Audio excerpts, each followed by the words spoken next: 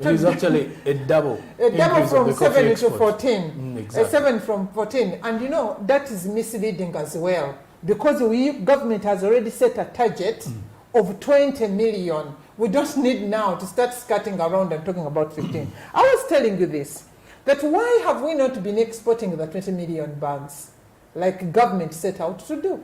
It's because we have not been able to increase the production and productivity. Okay. Our productivity is still very low. Why is it very low? It is not low because we do not have a company that is processing the first grade coffee. It is very low because, one, we disorganized the input distribution system for coffee, the coffee seedlings. There is that day we all came and took away the power of distributing coffee seedlings from Coffee Development Authority, and we gave it to Tom, Dick, and Harry under Operation Wealth Creation. Do you believe also this is one of the reasons as to why Uganda did not extend its stay with the coffee agreement of 2007? Because we are seeing something of this sort coming. I'm sorry, but I'm being tempted to be suspicious like many Ugandans. Okay. Because there are events that are following each other. And we're like, were these people preparing, and are they still preparing us to deliver us to some bit of evil? Oh, okay. Or it is something else. We started by the coffee law. You remember the debate of the coffee law? And the coffee law, one of the controversial provisions when we were still discussing it as a bill, was the issue of making sure that all farmers and their acreages are registered. That is information. That is data. Okay? To get to know who is doing what and that is information and that is data, and it is very, very important in business. Well, it can benefit an individual, but it can as well benefit us collectively, depending on who is actually interested in this data and in this information. Okay. And the other controversial issue in that bill was the penalties if you abandon your plantation. Because anyway, you're killing the projections. We have already projected you as part of our bigger projections. Now we got the law. But that law is very, very important. It gave all the administrative and regulative powers to Uganda Coffee Development Authority. And regulate and monitor everything. Yes, and do everything. You know, it is our overseer, it is the eye and ear of our coffee sector in this country. Okay. Here comes a deal. The Coffee Development Authority, which is an agency of the Ministry of Agriculture, was nowhere in this deal. Now, we see ourselves stepping out of the International Coffee Organization, citing reasons. One of the reasons they are saying it is that, you know, our coffee there, it was bagged into, and there is any other. There was no available market. Pulling out, a lot of competition. Pulling out was not the solution.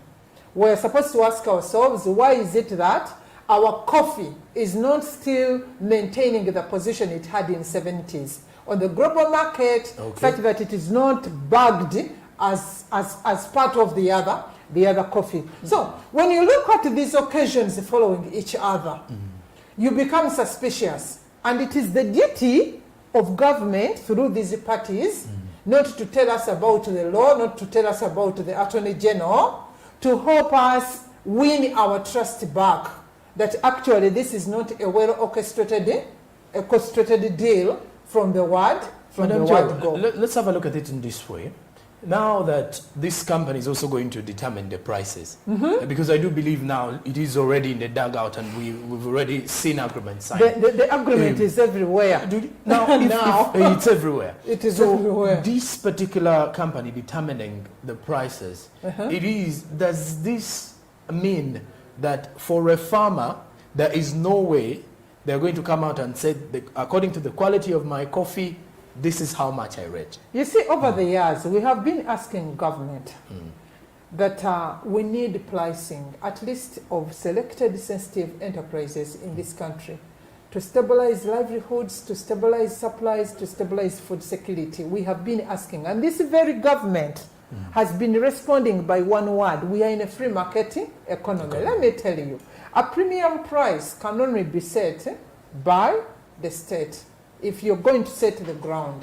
We are discussing this like we have not been exporting any coffee. Like nobody has been exporting coffee, and the Messiah has arrived. But I have told you we have 17 companies plus. Forget about these baristas that are everywhere. But 17 that are trading and exporting coffee. I have tried, at least I have tried, I'm still failing, to find the experience of this particular company in the coffee investment and the share that has really won our hearts you know, the share they have in the global coffee market. But let me go back to the issue of the premium price.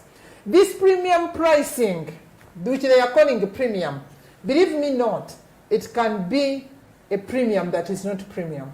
Okay. It can be a premium that is not premium. Look here. In the agreement, this particular company has been guaranteed quality. They have been guaranteed to take the quality. And if you look at the share of the coffee, of the quality, of, you know, there is the way they grade coffee in screenings. And this particular company is taking 18, screen 18 plus. And that the share they are giving it in this contract is around 20% of our total coffee. But remember, 20% of our total coffee, but they are taking the screen 18 plus. So they are taking the topmost cream. Now, you're saying the person is the one taking the topmost cream, and it is by his or her liberty, it is by her company's liberty to determine the price. This is what we would have desired. Okay. But you see, now that we have given you all the favors and we are pampering you and we are smooching you and we are doing all those nice things for you, in return, for you the price you're taking for our coffee is a percentage, is the global price for the best coffee plus a percent increment. At least then we would have known that we are getting a deal and our people are getting a deal out of it. Okay. But I assure you, this person, one, we have already guaranteed that we are going to give them the good quality coffee. Okay. So after taking our coffee, they are going to say, we are buying it, and that is a premium to us. Well, let's first also try to understand still. If we believe one company determining the exportation and the prices of all that, so should we take it back to how it was or how it is still, that anyone can send it to a regulated, let's say to the regulatory authority at the Uganda Coffee Development Authority to make sure that they determine the quality and then we export. Do you believe that is the better way to do this? You see, the coffee law of 2021 talks about auctioning. Oh. That once we know, we put it out, the highest bidder takes it. You know, like what happens in the auctioning. That is what it is supposed to be done. Okay. We shouldn't mortgage ourselves. By the way, we may think that we are mortgaging the farmers. It is true. We are mortgaging the farmers. We are mortgaging the 17 companies and others that we are going to start. We are mortgaging the potential of so many other people that had thought after COVID to invest in this particular sector, seek for financing everywhere.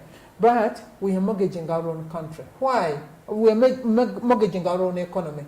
Why? Coffee, in our rudimentary way of exporting it, that we've been doing it. I think last year they are saying we have registered the highest. We have not registered in the last 40 years. Yes. I think we got $700 million, an increment by around 20 or 22%. Okay? That is money without condition. So Government got that money without condition. And here we are being promised a company with an agreement that has not declared how much they are going to invest. That 8 million investment you're reading, it is in a statement, it is not in the agreement. Okay. It isn't. It is in a statement, it's not in the agreement that was already signed. Agreement. It is, I have the agreement here, it isn't in the agreement. It was on the proposal. Now, first get us through this particular agreement. What are those key clauses that you feel, do we have clauses in the agreement that are beneficial to Ugandans? I doubt if so. Oh, if you have to look through and see which ones are no, more we have. Let me tell you, every time you're going to have an opportunity, I'm going to give it to you. Oh, okay. Thanks for the gossiping. No wonder some gossiping was blocked forever. The agreement, the moment the mouth was open, the agreement was shared far and wide, and we are having it, a copy of it. And then, but every single clause that you read, you're going to wonder what happened. You're going to wonder what happened. I have told you that one of the clauses, most of the contentious clauses, number one, is that of guaranteeing this particular company coffee, good quality coffee, before any other person dares. So that means the good quality coffee is only going to one single company. Until taking a very big twist. Until when the company says, I think I have had enough of the good quality. Of the good quality that I want. Then these are the companies, that the domestic, they are our relatives here, they are Ugandans, they have been here through thick and thin. They have struggled to hit the market. Yes, they have been the ones sustaining our coffee share on the market, okay? So before they even dare to get a that one has a number of controversies. Controversy number one is you taking the share, and you came yesterday. We have been here when it is raining and shining and whatever. We have survived for our country. That is controversy number one. Controversy number two is that you're creating a question on the rest of the cotton and on the rest of the coffee that these other people are going to export.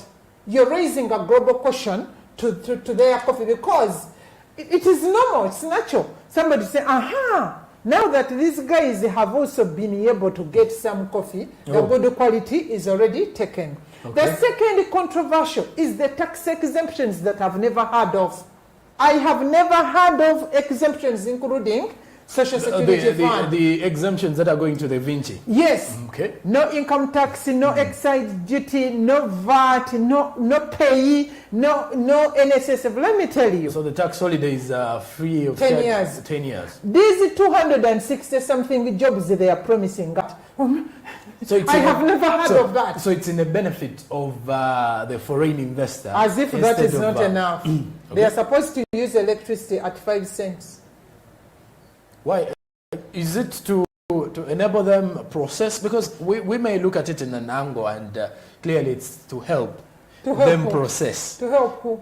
Double the taxes. To double the exportation. To double the exportation, you know that every time Umeme doesn't sell the power they are projecting to sell, they increase the tariff that they give us. They've actually been recording some losses as well. Yes, and you know how much we are paying. You know a person, a Ugandan that is struggling there to add value in our budget if it is somebody's private money coming to invest somewhere. So we have given you all these benefits. We have given you land, a land lease of 49 years. Okay? The power, the taxes, we are guaranteeing. But the most unfortunate clause in there, in that agreement, is that even when they are not doing anything, we shall pay. It is because of coffee that our army and security is guaranteed. It is because of coffee, because it's the second exchange earner for the country. And we are now lifting the whole of it and placing it in the hands of an individual. It is quite very unfortunate. Back then, the State Minister of Finance, Honorable Matia Kasaija, once said the economy is actually flying higher. I don't know how to do that campaign. So you are saying it's going on a phase. Many questions are still upcoming with the fact that we are actually heading out of the financial year. I do remember the last time we had you here, we were discussing about the coffee. We also discussed about how Uganda's what it meant for Uganda not to extend its stay with the coffee agreement of 2007. And we also looked at how it may cost us in the long run. Little did we know that we may be ending into a phase of this sort of the coffee agreement here and there, where a single company is going to be getting all the rights over coffee. I think my brother PST and the Honorable Minister are yet to come out and explain it to Ugandans. Number one. No, he came out and said they don't need to first negotiate with all the Ugandans. You know, you can easily say that on screen and disappear. But the challenge is that you're going to negotiate with your soul and your heart as you go to bed. You know, that is the unfortunate bit. Once the consciousness hits you again. Yes, once the consciousness sits you in the dock, and instead of sleeping, you're busy explaining it to yourself. But you see, when we are asking these conversations and the negotiations, we are not asking for them in bad faith. We are asking for them such that the country reaps. Our negotiators, our trade negotiators, are in the Ministry of Trade. They are in the Ministry of Trade. This is beyond an investment. And I remember the discussions we've been having prior to my brother Ramadan becoming PST, taking a share of. But to make matters worse, is not of good repute. In Uganda here, we gave them money. We gave them money to construct a first-class world hospital. Let me tell you, even the mad person constructed a house and entered it. And we are yet to enter the hospital. Where are you going to enter? Even the members of parliament, when they went to inspect and see where is the value of the money we appropriated, they were never allowed access to that. I want to understand something. There is nothing that is happening. I also want to understand something here. And I believe all the viewers will also want to understand. With this agreement, is there any chance for a local farmer to export minus going through Vinci? No, the local farmer has not been exporting. The local farmer has been selling to a local trader. Okay. And then a local trader sells to a local company. There's Gofuzi, the local companies that are there. Union. Now, that is what is being limited. Okay. Now, what the agreement is suggesting, that government is going to protect this particular new actor to ensure that this new actor gets the first-class quality coffee first than before any other local farm. So that means the other local farmers isn't very clear. The residues. Yes, it isn't very clear in the agreement of the channels of distribution. So my other worry, of course suspicion, is that there is some cunning person somewhere who is who's behind the closed doors. That is going to be collecting from the farmers while taking it to Vinci. Take to Vinci. And remember, Vinci has nothing to lose. True. Vinci has nothing to lose. He's an investor. But the investor, you have capital at stake. Okay. But for us here, we are guaranteeing land, the factors of production, we are guaranteeing land, we are guaranteeing capital. That is why there is money in the ministerial policy statement. We are guaranteeing labor, and we always characterize our people as cheap labor. I think and hardworking. And Vinci, I think, is bringing entrepreneurship. The three factors of production are all Ugandan, but when you look into the agreement, we have publicized, we have privatized them. And they are not going, there are no returns for us as the country. For us who are providing the three factors of production. Okay. So my suspicion is telling me, because the distribution channels are not very clear whether Vinci is going to go to Rambuli or Kapchora or Butambala or Zombo and put distribution, distribution channels to get the coffee from the farmers. My head is telling me, and I pray it is not true, that there is an individual or a group of individuals that are going to be collecting on behalf of Vinci. Those are Ugandan individuals. And Uganda kulira emboko bwevuga. Those are Ugandan individuals who are going to be representing the investor company. And Uganda kulira omuggo bweguvuga. You know what I'm talking about that? Just as it is happening on the lake shores. I know.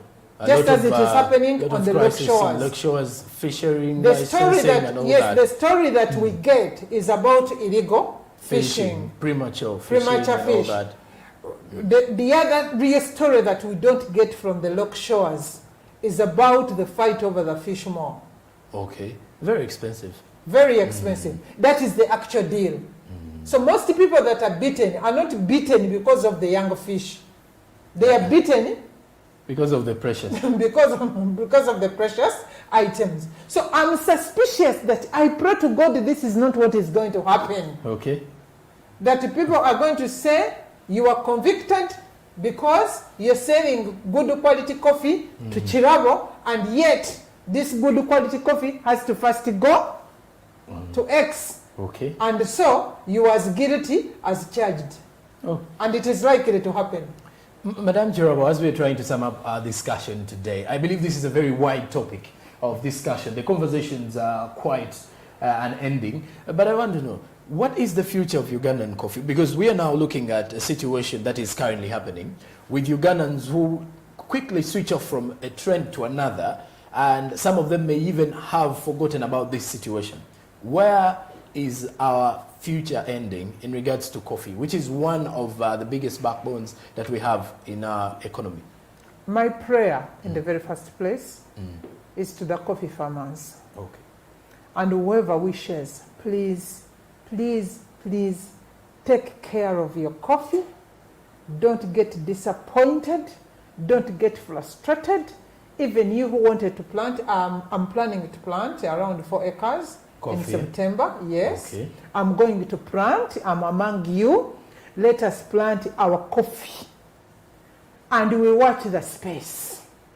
If the issues that we are raising here don't happen, Alhamdulillah.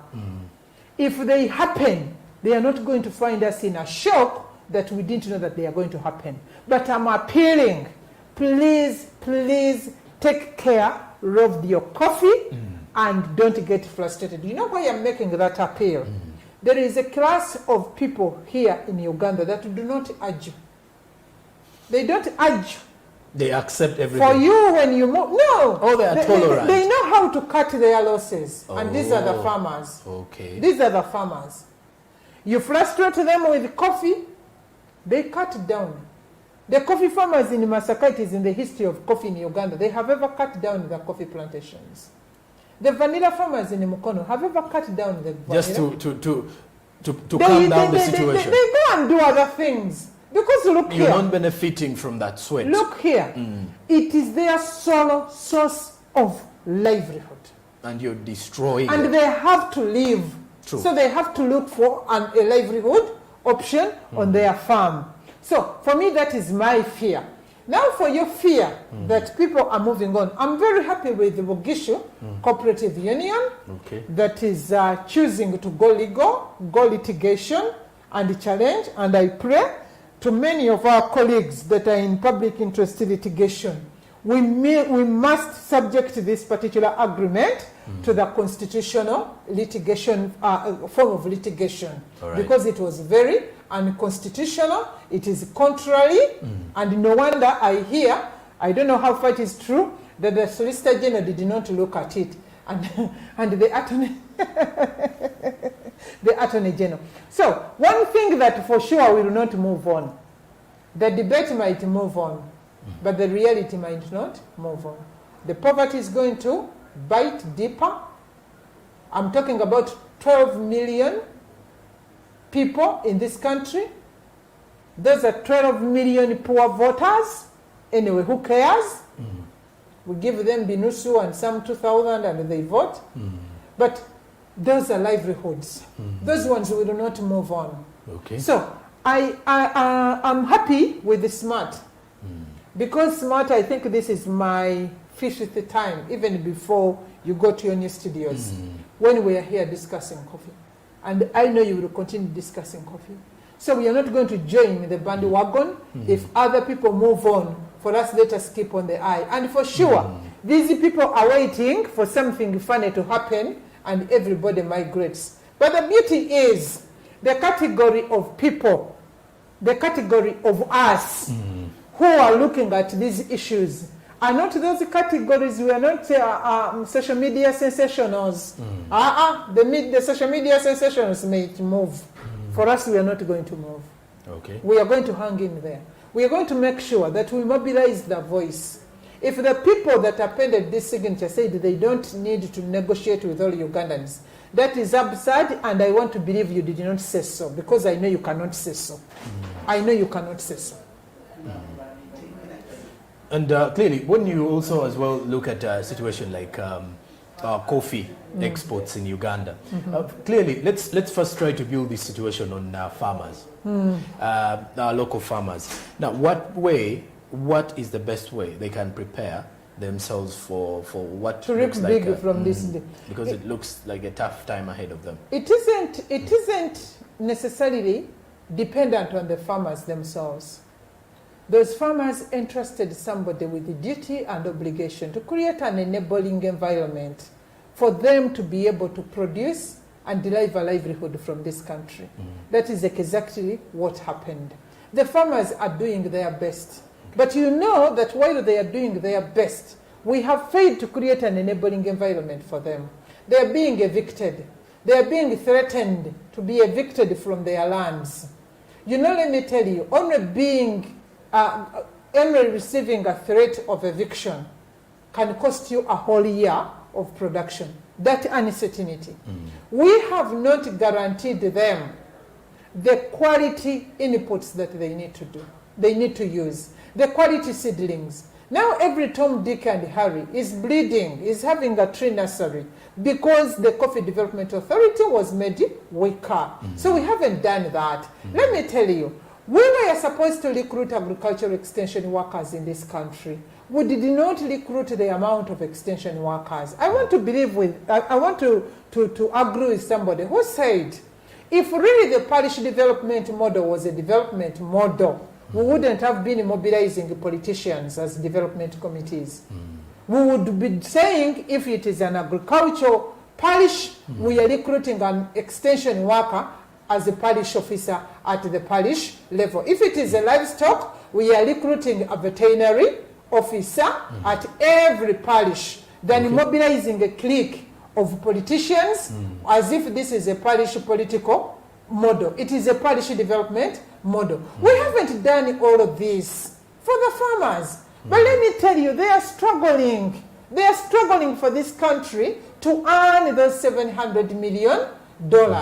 They are struggling on their own. And for me, that is my prayer. That this company, number one, it is not going to get the coffee. But the money that we have put in the budget, somebody is going to run away. Why is it so? Why do you believe it's not going to get They are not. I have told you. The absence of the 20 million bags was not because we never had this company. No. These issues I have raised are still real. Let me tell you, there are some well-placed individuals that had planned to invest their retirement in coffee, and they need to get financing globally. This particular contract or this particular agreement is going to frustrate all of those efforts because there is already a monopoly clause, a monopoly created in the coffee economy in the country.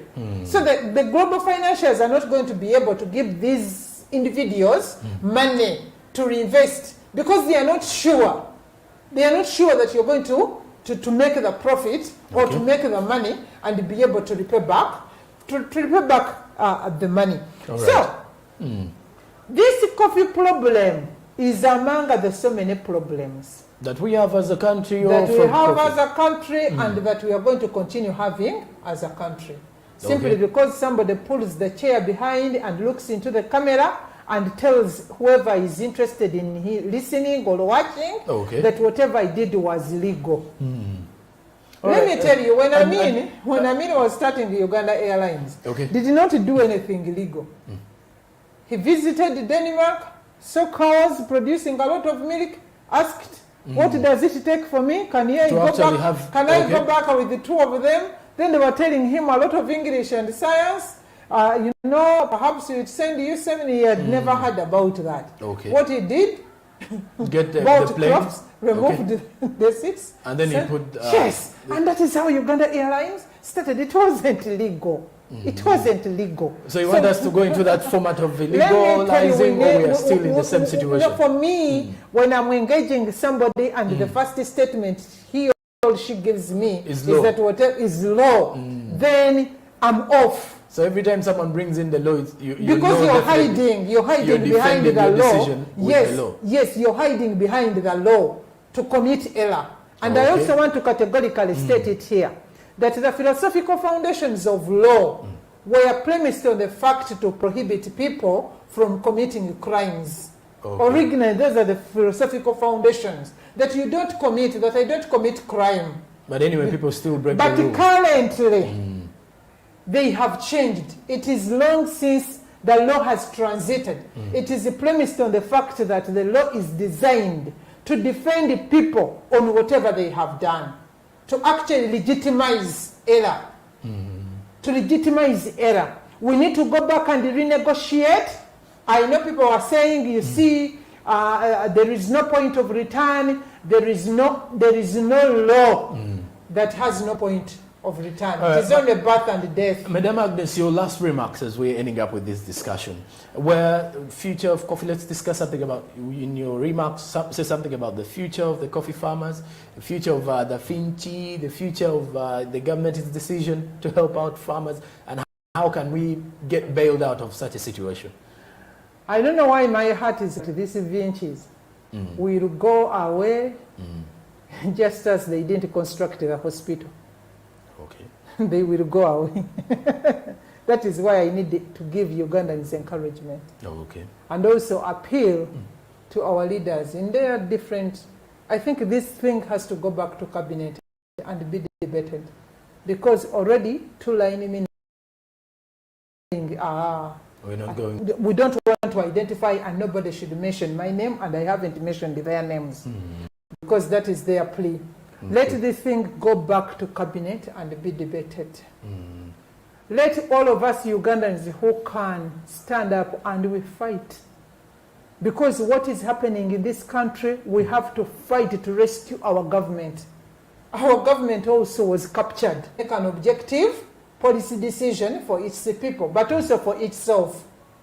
Therefore, we need, it is Ugandans, it is us that need to stand up and now not to redeem captures are going to use a government institution that is already captured to go and strangle their necks with the taxes and whatever and kill them. So they are not going to open their mouths. For us, we shall open our mouths and talk about these issues as nationalists, as patriotics. Patriots. Yes, patriots. We are going to do that. And we are encouraging everybody to do that. This is just a case. It happened in fish and we all kept quiet. Now it has come to coffee. It happened in vanilla and nobody actually knew that it happened. Okay. Then it's coming into coffee. No, it went into fish. And it's still ongoing. And we have only been watching on TV and listening on radio. Now it has come to coffee. Cotton died a long time ago. We don't know what happened. Tobacco, we don't know where it was buried. Sugar cane, we have heard what is happening. So I'm telling you, we may be thinking that our government doesn't care, but I'm here to tell you that our government was captured and we need to redeem it. All right, and this is Ms. Agnes Chirabo for you, and I don't know what she means by capturing and redeeming, but I do hope for the local farmers you can take part in redeeming the country. If you're to look at some of the key reports that are coming up, Uganda exported 524,902, which is 60 kilo bags of coffee valued at $71.09 million. In November 2021. Now, the coffee exports totaled to 6.65 million bags, worth US dollars around $681.49 million, which is compared to the previous year of 2019 and 2020. So this shows you that coffee is still one of those key exports of Uganda. And with that, we do end our discussion today, and as well bringing you to the end of the show. And for all of you that have been part of us since we did start off in the morning from 7 till here, we've been having some bit of technicalities to deal with. But hopefully tomorrow's show will be okay and going when we are done with that. But please do bear with us as well. And for all of you that have been logged in and watching, glued to Smart 24, we are dedicated to driving your business. I'm Joram Paul Sonko, and this is Smart 24 TV. SMB ends now till tomorrow, same time, 7 a.m. And from the entire team, it's a goodbye and good morning.